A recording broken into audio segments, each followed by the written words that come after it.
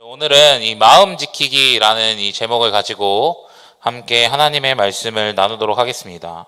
먼저 여러분들께 한번 여쭤보고 싶어요. 여러분들 혹시 요새 안녕하시지요? 안녕하실 텐데 정말 나의 마음도 안녕하고 있나 다시 한번 좀 돌아보았으면 좋겠습니다. 나의 삶이 안녕한가 이것도 너무나 중요하지만 우리의 마음을 좀 돌아보는 일, 그런 것도 너무나 필요하다라고 하는 것이죠. 저는 이런 말을 해도 될지 모르겠지만 저는 요새 마음이 조금 어렵습니다. 인생을 사는 데 있어서 마음이 조금 어려워요. 이런 이유 저런 이유, 그리고 이런 환경, 지금 저런 환경, 그리고 이런 상황 저런 상황들 때문에 마음이 좀 어렵습니다. 항상 막 편하지만은 않은 것 같습니다. 그래서 저는 사람들이 사실 그런 표현들 사용하는 걸 별로 안 좋아했거든요. 나는 마음이 조금 불편해. 사실 이런 말 쓰는 걸 저는 굉장히 사실 안 좋아했습니다. 왜냐면 그냥 그 사람이 나약하다고 생각했고 뭔가 그 사람이 그냥 연약해 보였어요. 이런 것도 못 버티나? 이런 생각들이 좀 많았었는데 제가 뭔가 그런 상황들, 환경들, 그리고 이런 것들이 좀 찾아오다 보니 저도 그런 말을 저도 모르게 사용하고 있더라고요. 나도 마음이 참 불편하구나. 나도 마음이 참 어렵구나라는 이야기를 좀 하게 되더라고요. 그래서 저도 이제 그 문제 앞에서 좀 하나님 앞에 기도하고 이럴 때에 저에게 주셨던 마음이 이 마음을 지키라는 이야기였습니다. 우리가 너무나 잘 알고 있는 이 잠언의 말씀이라고 이야기하는 것이죠. 근데 여러분, 그럼 우리가 마음이 중요한 건 사실 다 알잖아요. 그런데 왜 마음을 지켜야 할까? 우리는 이런 고민도 좀 해볼 필요가 있다고 하는 것이죠. 마음을 지키는 것이 도대체 뭐길래 우리는 마음을 지켜야 하냐라고 이야기를 하는 거죠. 근데 단순히 마음을 지키는 것이 우리가 뭔가 연초에 뭔가 성경 읽기 결단했는데 중간에 못 지킨다고 해서 여러분 마음 지키십시오. 뭔가 우리의 결단을 요구하거나 우리 뚝심 있게 가야 돼. 너의 주장 그거 마음 잘 지켜서 가야 돼. 사실 이 정도로 이야기하는 게 아니잖아요. 결국 이 잠언 말씀에서 우리에게 마음을 지키라는 이 이야기는 우리의 영혼을 이 죄로부터 보호하고 그리고 하나님과의 이 달콤한 관계, 그러니까 하나님과의 교제를 계속해서 유지할 수 있도록 이 거룩한 수단으로 나아가라는 것을 이야기하고 있습니다. 그래서 마음을 지켜야 하는 그 궁극적인 포인트가 뭐냐면 하나님과의 관계라고 이야기하는 거예요. 우리가 왜 마음을 지켜야 합니까?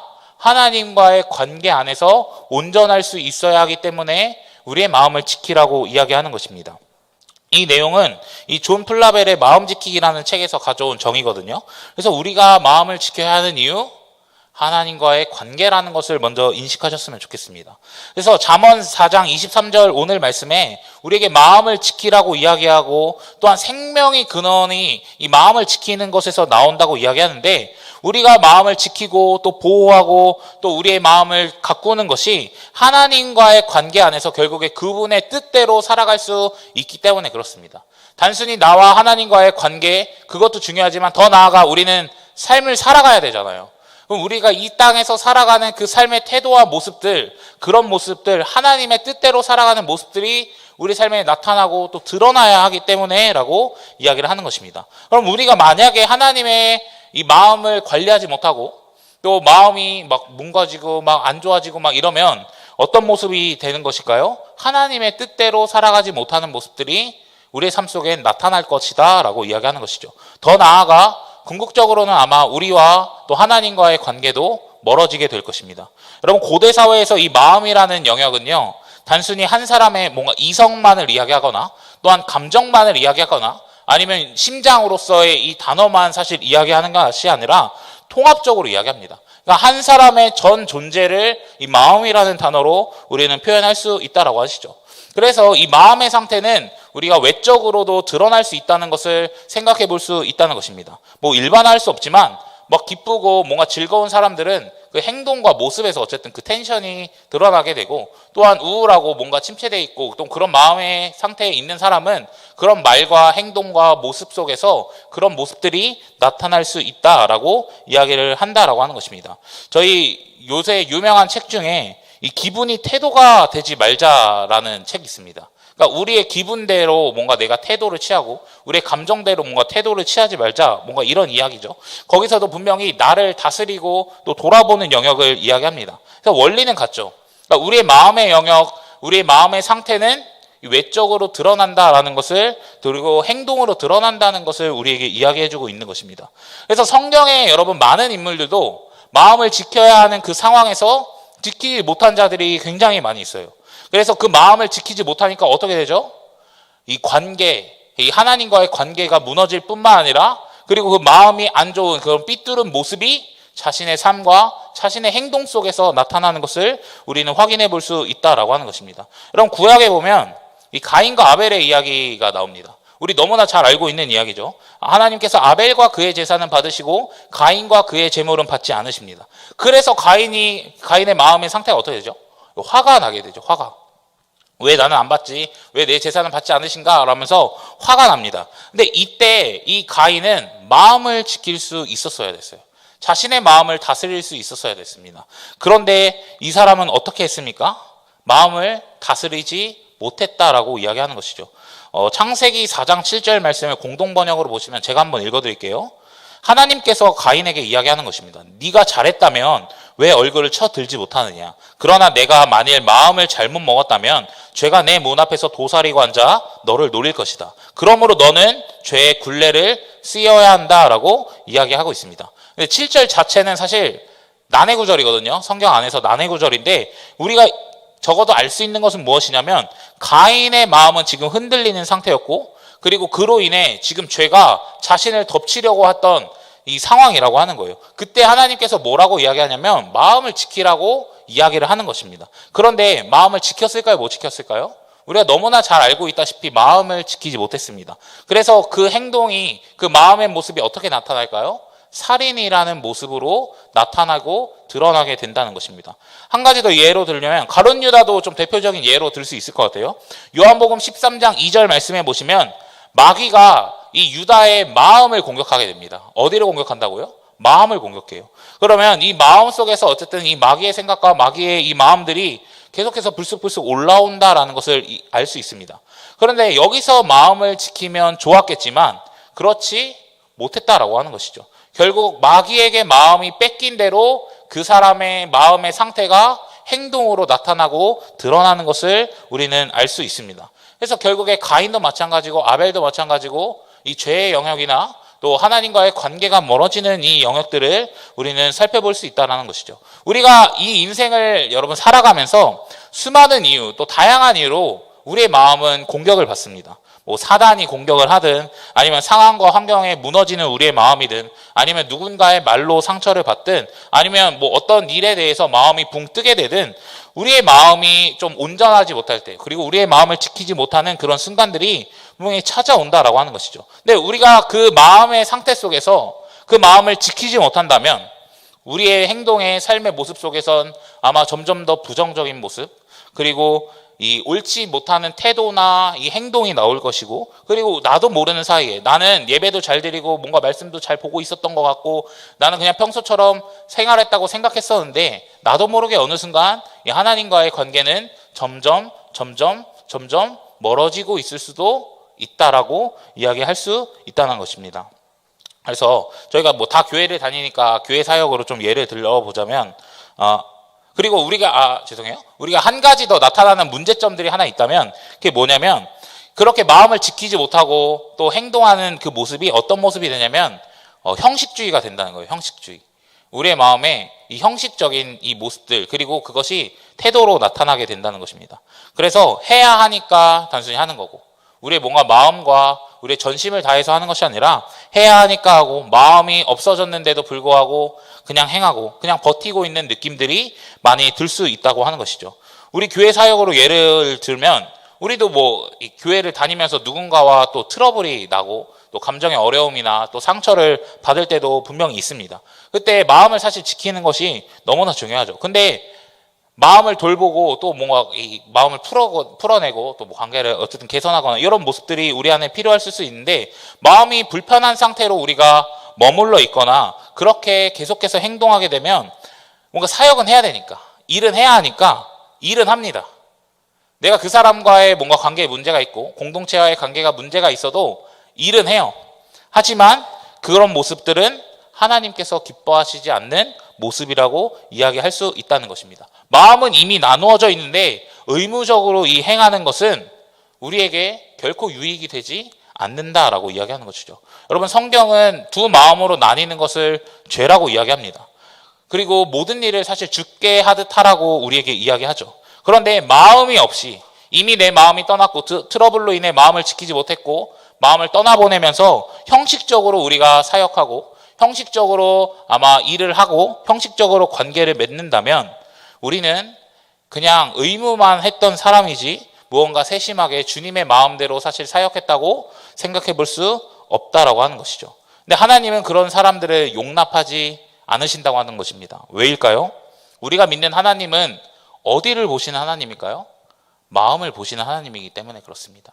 우리 하나님은 중심을 보시기 때문에 그렇습니다. 우리의 행위나 외모나 겉모습의 어떤 열심 자체를 바라보시는 분이 아니라고 이야기하는 거예요. 결국에 우리의 마음의 중심이 어디에 있느냐, 우리가 마음을 잘 관리하고 있느냐가 너무나 중요하다라고 하는 거예요. 그래서 이 모습이 사실 제가 교회를 이야기했지만 가정이든 여러분 직장이든 학교이든 여러분들의 이 인간관계 속에서도 다 동일하게 적용될 수 있는 이야기라고 하는 거예요. 그래서 우리의 마음의 영역을 좀 가볍게 생각했을 수도 있지만 우리는 마음을 잘 가꾸고 또 하나님과의 관계뿐만 아니라 가정의 영역이든 직장의 영역이든 더 나아가 우리의 삶에 속한 모든 영역 속에서 이 하나님의 뜻대로 온전히 살아갈 수 있게 마음을 잘 관리하고 마음을 돌아보는 것들이 필요하다라고 하는 것이죠.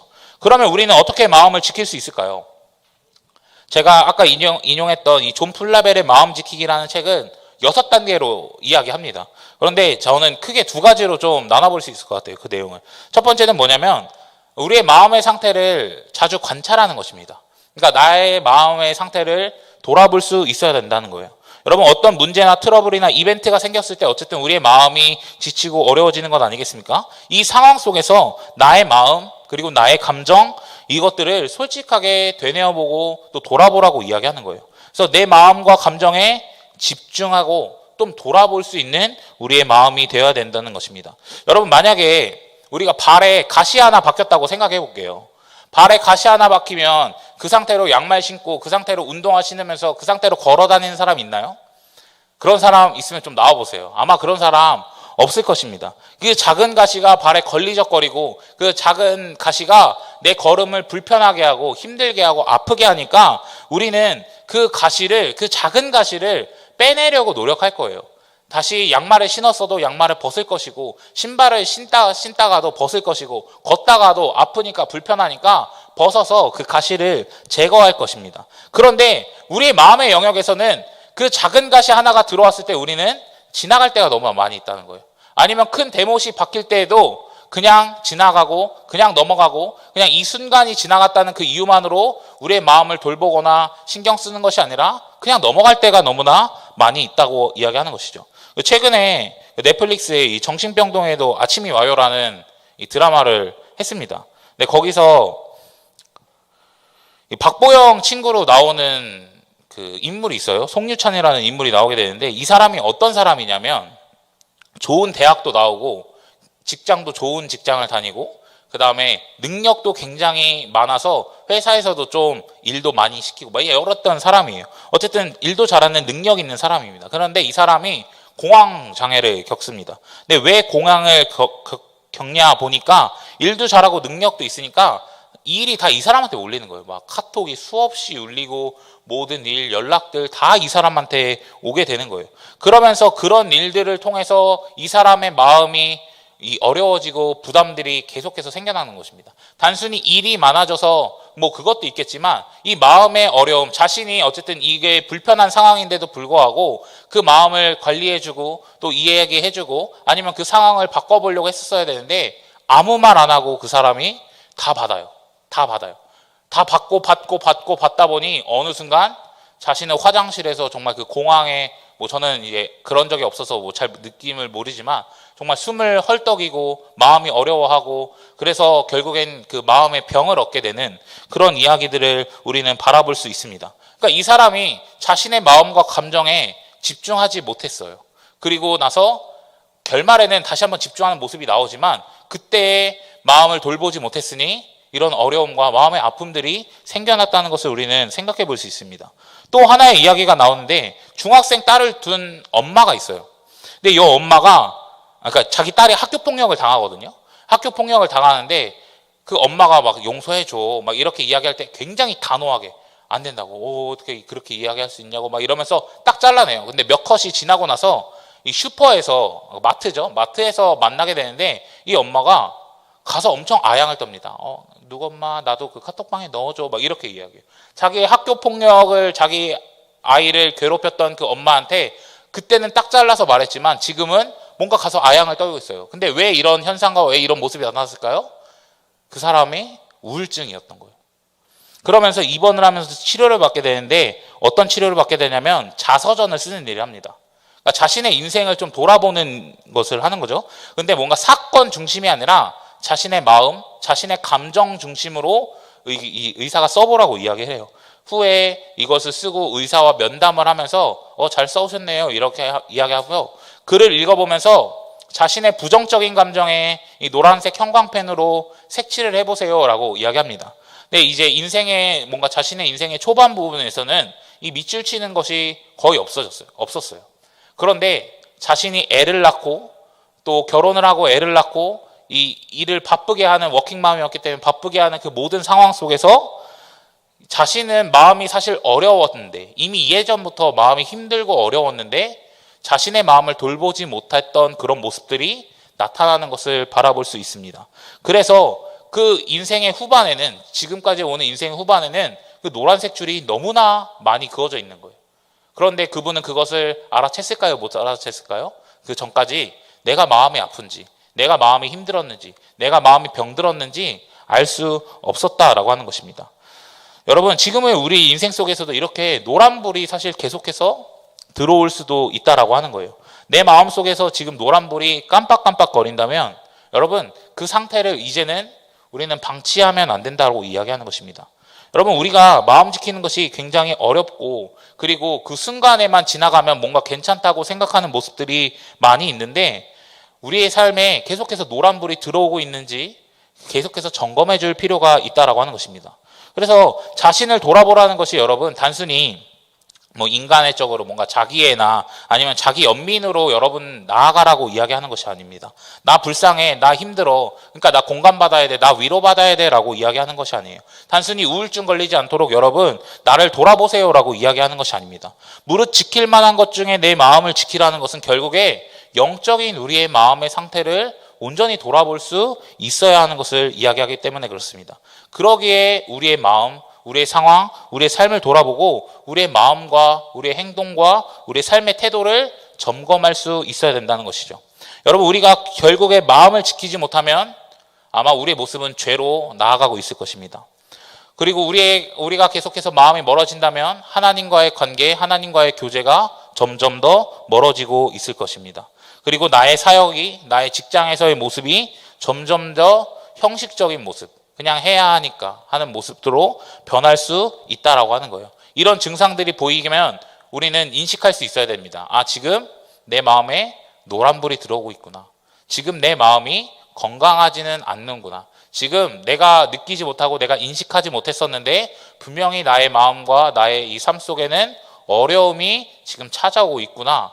여러분, 우리는 고민할 수 있어야 되고 계속해서 자신을 꾸준히 돌아봐 줘야 한다는 거예요. 그래서 여러분, 우리가 마음을 점검함으로, 계속해서 나를 돌아봄으로 지금 나의 마음, 지금 나의 영적인 상태를 여러분 계속해서 생각해 볼 수 있는 우리 청년들 되었으면 좋겠습니다. 그러면 우리 안에 이런 인식이 이제 든다면, 내 인생에 내 마음속에 노란불이 든다고 생각한다면 우리는 이 마음을 어떻게 해야 할까요? 이 마음을 가지고 하나님 앞에 나아가야 한다는 것입니다. 여러분, 우리에게 이제는 이 노란색 불이 들어오고 내 영적인 상태가 조금 시들어가고 있다면 그 마음과 생각을 가지고 이제는 하나님 앞에 나아갈 수 있어야 돼요. 뭔가 인간적인 방법으로 남들한테 이야기하고 뭔가 공감받고 막 이렇게 이야기하면서 뭐 스트레스 풀고 뭐 이런 것도 여러분 좋은 방법일 수 있겠지만, 우리에게 좀 더 근본적으로 마음을 지키는 방법은 하나님 앞에로 나아가는 것밖에는 없다라고 이야기하고 싶습니다. 쉽게 이야기하면 하나님 앞으로 나아가 좀 기도하고 또 말씀으로 여러분 새롭게 하라고 이야기를 해보고 싶어요. 여러분, C.S. 루이스가 쓴 스크루테이프의 편지라는 책이 있습니다. 아시는지 모르겠어요. 근데 이 책은 스크루테이프라는 이 악마가 자신의 조카인 이 워무드라는 이 신입 악마에게 이 어쨌든 하나님과 이 성도가 하나님 앞에 나아가지 못하게 하는 이 마귀의 전략들을 이야기하고 있는 책입니다. 근데 거기에 이제 27번째 편지를 보면 기도에 대한 이야기를 하거든요. 그러면서 제일 서두에 이런 이야기가 있습니다. 환자가 사랑에 빠졌습니다. 여기서 환자는 유혹해야 하는 대상, 성도들을 생각해 볼 수 있어요. 환자가 사랑에 빠졌습니다. 환자가 연애하고 사랑하는 것입니다. 그래서 이런 상황이 오니까 이제 이 환자의 상태는 어떨까요? 하나님만 사랑해야 되는데 좀 마음이 나뉠 수도 있다는 것을 이 환자가 스스로 인식하고 있다라고 하는 것입니다. 그럼 이렇게 마음을 인식했으니 하나님 앞에 나아가면 사탄한테 좋은 거예요? 인간한테 좋은 거예요? 인간한테 좋은 거잖아요. 그러니까 스크루테이프가 이렇게 이야기합니다. 어떤 경우건 환자가 스스로 마음이 흐트러졌다는 생각을 할 시에 자기 의지의 힘으로 마음을 추스른 후 아무 일도 없었던 양 평상시처럼 기도하도록 부추겨야지라고 이야기합니다. 그러니까 우리가 기도로 내 문제와 결핍들이 좀 인정이 되고 막 이러면은 이제 하나님 앞에 간절하게 나아가서 하나님을 찾고 구하는 것들이 필요한데 너 스스로 너 의지로 이 마음을 좀 관리해. 너 스스로 좀 이겨내. 너 스스로 노력해라는 마음을 우리에게 심겨주니 그냥 평상시대로 나는 괜찮아. 나는 평소에 하던 대로 해도 돼. 라고 이야기하는 모습을 이야기한다는 것이죠. 결국 악마가 사용하는 방법은 뭐냐면 네 힘으로 마음을 잘 가꿔라고 이야기를 하는 것입니다. 근데 저는 이것이 어떤 느낌으로 다가갔냐면 그냥 나 괜찮아라고 말하는 그 용어와 똑같다라는 생각을 했어요. 결국에 마귀가 우리에게 주는 그 마음, 나 괜찮아라고 말하는 우리의 모습들이 아닌가 조금 생각해 볼 수 있다라고 하는 것이죠. 상황과 환경이 어려운데 나 괜찮아라고 말하는 우리의 모습. 뭔가 내 감정과 마음이 충분히 무너졌고 뭔가 내 마음의 상황에 한계가 좀 다다랐는데 나 괜찮아라고 말하는 우리의 모습이 있지 않나 우리는 다시 한번 돌아볼 필요가 있습니다. 오늘날 우리가 제일 많이 하는 척이 이 유퀴즈에도 나왔지만 괜찮은 척이라고 이야기합니다. 괜찮은 척. 근데 저도 그런 것 같아요. 뭔가 마음 상해도 웃고 뭐 기분 나빠도 그냥 웃고 지나가고 그냥 뭐 그 순간 지나가면 끝이니까 그럴 때가 좀 많이 있었던 것 같습니다. 그리고 뭔가 상황과 환경이 어려울 때도 뭐 괜찮아 이러면서 그냥 무던하게 넘어갔던 것 같아요. 그런데 우리는 이런 모습들이 나 괜찮아라고 말하는 것들이 뭐 당연히 하면 안 되는 말 이런 건 아니겠지만 우리 스스로 해결하려고 단순히 그 상황만 넘겨가려고 하는 말이 아닌가 우리는 돌아볼 필요가 있다는 것이죠. 제가 이 위에서도 정신병동 그 드라마 이야기를 했는데 이 주인공이 박보영이거든요. 박보영에게 대해 큰 시련이 좀 찾아옵니다. 자기가 담당했던 이 정신병 환자가 많이 호전되어서 퇴원했는데 결국 자살을 하게 돼요. 그러니까 극심한 아픔과 또 괴로움을 겪게요. 근데 이 마음을 지켜야 되는데 좀 그렇게 하지 못했던 것 같아요. 그래서 몇 날 며칠을 집에만 박혀 있고 막 밥도 안 먹고 또 쉬면 괜찮아져 이러다가 결국엔 이 사람이 이 박보영이 이제 정신병동으로 입원을 하게 됩니다. 그러니까 자신이 이 우울증의 병을 인식하고 막 그러지 못하다가 이제는 인식한 다음에 이런 말을 해요.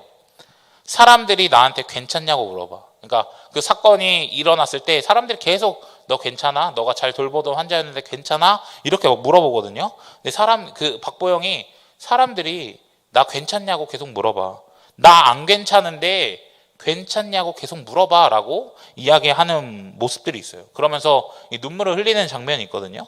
근데 우리도 이 괜찮아 하면서 우리의 마음에 좀 가시가 들어오고 좀 대못이 박히는 그 순간에도 점점 더 이 병을 키워가고 마음을 관리해주지 못하는 우리의 모습이 있지 않나 다시 한번 좀 되돌아볼 필요가 있다라고 하는 것이죠. 내 힘으로 하려고 하는 것이 아니라 결국에 우리의 마음속에서 안 괜찮아라고 이야기하면 이제는 안 괜찮으니 누구를 찾아야 된다는 것을 우리는 인식할 수 있을까요?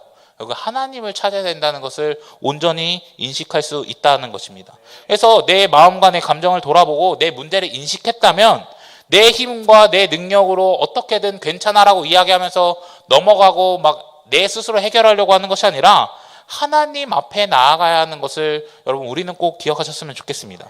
그리고 그 하나님 앞에서 우리의 마음과 우리의 심정을 토로하고 고백하는 것이 정말 궁극적인 해결이라는 것을 여러분 꼭 기억하셨으면 좋겠어요.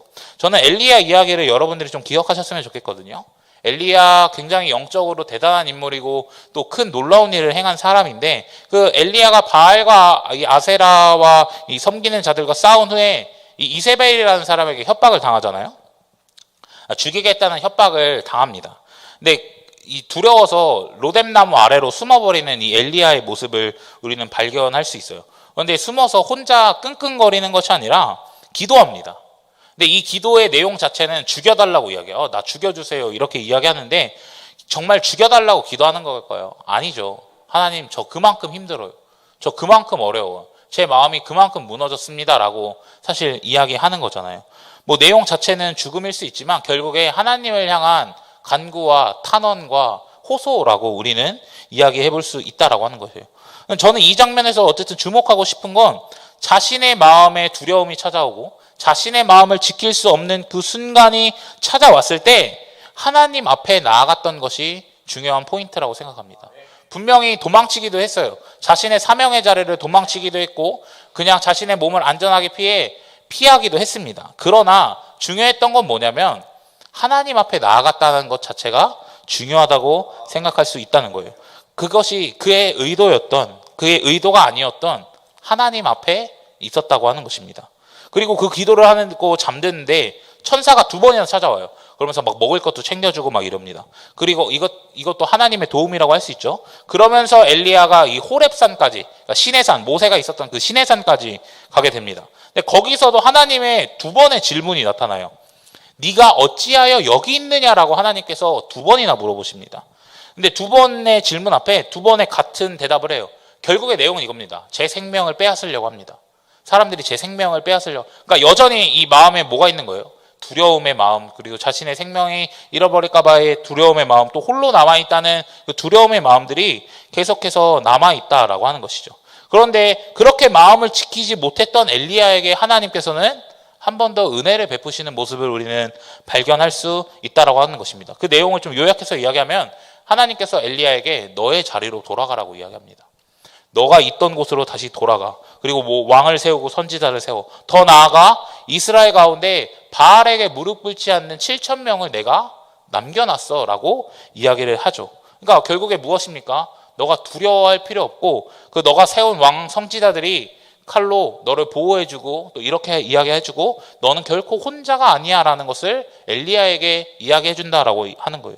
이때부터 엘리야가 다시 한번 회복되는 모습을 보여줍니다. 하나님의 말씀대로 살아가고 행동한다는 거예요. 이것은 결국에 무엇을 뜻하는 것이겠습니까?